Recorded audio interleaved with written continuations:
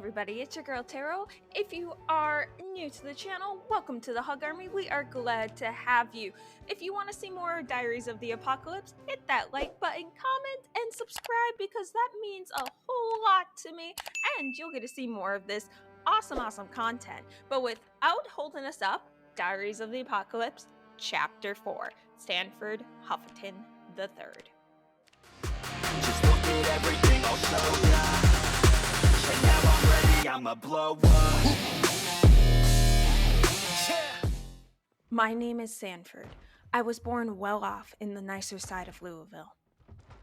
I had a dog named Danny and 2 younger sisters. My life as a successful businessman was just starting to take off when the virus hit. I do not know when I first can recall the incident or when I saw my first zombie. However, I do know that in less than a week, this virus took my baby sisters, my father, and my mother.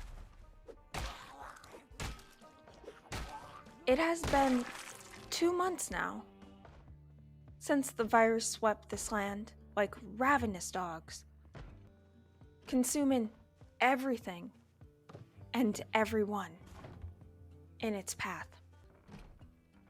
Even though many others didn't make it, I somehow managed to make it this far. I don't know if it was a blessing or a curse, or if it was just me managing, just not wanting to go, just wanting to survive for my family.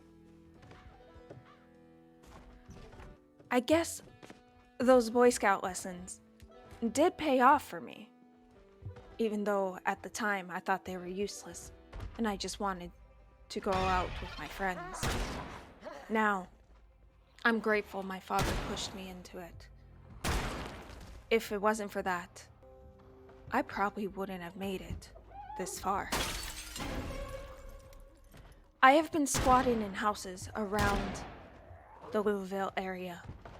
I don't think I managed to get far from my home, but it's such a distant blur at this point. I managed to get by gathering whatever I could find that would be useful: food, water, medicine, clothes, weapons. However, I found that finding medical supplies have started to grow few and far in between as the time went on. There's so much that I wanted to do with my life. So much that I could have done. I wanted to be a father, a possible grandfather, maybe even married to the love of my life. Sadly, that will never get to happen now. All of that is mere distant memory. My day used to consist of waking up, having an amazing breakfast with eggs, toast, bacon, hash browns. My maid, Wendy, would always make the best parfaits. I can remember as a kid asking her, "Hey, Miss Wendy, can I have another parfait?" And she would smile and slide it across the table. Then as I got older, it was breakfast, going to work, and I would party till the dogs came home. It would be so early in the morning that the sun would start to peer off into the windows, and I would have to be right back at it to work and do it all over again the next day. I had a very privileged life, and I took it for granted. I thought I was better than people. I now know I wasn't. This virus has really put a reality check. Now, each day, I worry if I will find food water, or even be able to make it to the end of the day. I hear constant screams and cries and gunshots ring out all around me, and I can't do anything to save them. I know that I will eventually join the hordes of the undead, but I don't know if today is that day.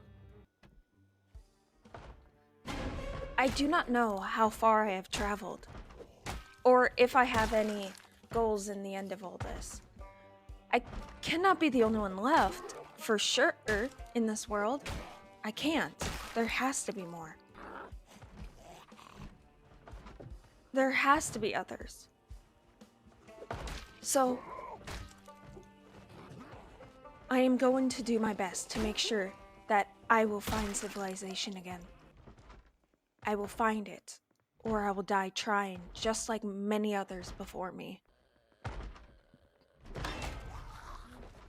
However, if there's one thing that I learned during all this, it's that the material items that we all once had and flaunted to those less fortunate than us, all that doesn't matter.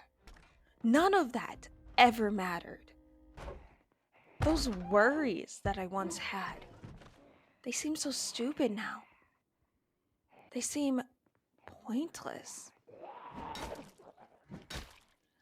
I sit here, writing this, to let anyone know, anyone who might stumble upon this journal in the future, that we will make it.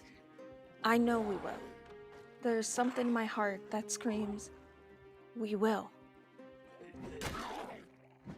You will make it. We must work together as one to overcome this test that was thrown upon us. I am now trapped in this bathroom. I can hear the dead outside the door. They will break it down soon. I can feel it. I will not make it any longer. I have placed this book in the bathroom cupboard in this townhome. If you are reading this, continue on. Push on. And remember, things, money, items are not important. They were never important. Status, if I'm wealthy or better than you, none of that ever mattered. It is time. I must go. But please, carry on. For me, for us, and for humanity.